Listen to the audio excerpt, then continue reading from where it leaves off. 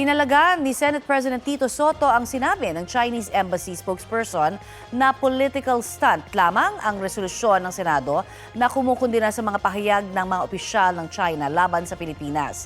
Para naman kay Chinese Ambassador Jing Xuan, dapat mag-usap ang Pilipinas at China para maresolba ang mga anyay hindi pagkakaunawaan. Balitang hatid ni JP Soriano.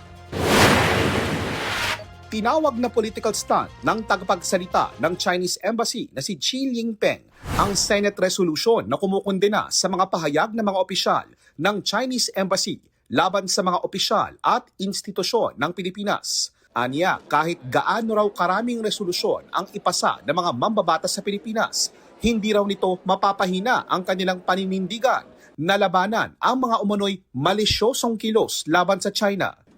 Para lang din daw sa political na interes ang mga ginagawa ng mga mambabatas na anyay kaunti ang nalalaman ukol sa diplomasya. Sa pagtitipon ng Chinese New Year reception kagabi, sinabi ni Chinese Ambassador to the Philippines Qing Chuan na dapat upuan at pag-usapan ng China at Pilipinas ang mga anyay hindi pagkakaunawaan. Hindi raw nila hahayaang pahinain ng bangayan ng mga opisyal ng Pilipinas at China ang bilateral relationship ng dalawang bansa. Let's sit down, let's talk, let's find ways to manage differences. Gayunman, hindi raw mag-aatubili ang China na pumalag sa anyay nagpapakalat ng mga maling impormasyon kaugnay sa China. So as we advance China-Philippines cooperation, sometimes we also hear some noise from time to time. It seems that they want to spread false narratives, smear China, and stoke confrontation. It is the mission of our embassy to firmly, loudly, clearly say no to those people. Matatandaang kinondena at ipinurotesta ng Chinese Embassy ang mga naging pahayag ni Philippine Coast Guard spokesperson for the West Philippine Sea, Commodore J. Tariela. Iginiit ni Tariela, pagtatanggol lang yon sa karapatan ng Pilipinas sa West Philippine Sea. Sinuportahan ng ilang senador si Tariela at naghain ng resolusyon na inadapt sa plenaryo sa Senado.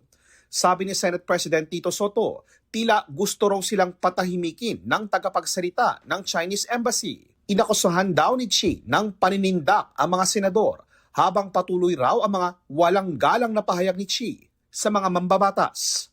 Anya, respect begets respect. Sa gitna ng issue, umaasa raw ang ambassador ng China sa Pilipinas, uusad na ang pag-uusap sa Code of Conduct o COC na mahigit isang dekada ng pilit binubuo. So this year, the Philippines serves as ASEAN's chair. We all hope that we can speed up consultations on what we call COC, Code of Conduct in the South China Sea. So reaching that agreement would lay a solid foundation for managing maritime differences. Ang COC ay ang binabalangkas na kasunduan sa pagitan ng China at Pilipinas, pati na rin ang ilang bansa sa ASEAN na may inaangking bahagi sa South China Sea. Inaangkin ng China ang halos buong South China Sea na bahagi raw ng kanilang 9 o 10-dash line historical map. Ibinasura ng 2016 Arbitral Award ang pag-aangking ito ng China at kinatigan ang karapatan ng Pilipinas sa West Philippine Sea. Dumalo sa pagtitipon si First Lady Liza Araneta Marcos, ilang ambassadors ng mga kaalyadong bansa ng Pilipinas, gaya ni Japanese Ambassador to the Philippines Endo Kazuya. JP Soriano, nagbabalita para sa GMA Integrated News.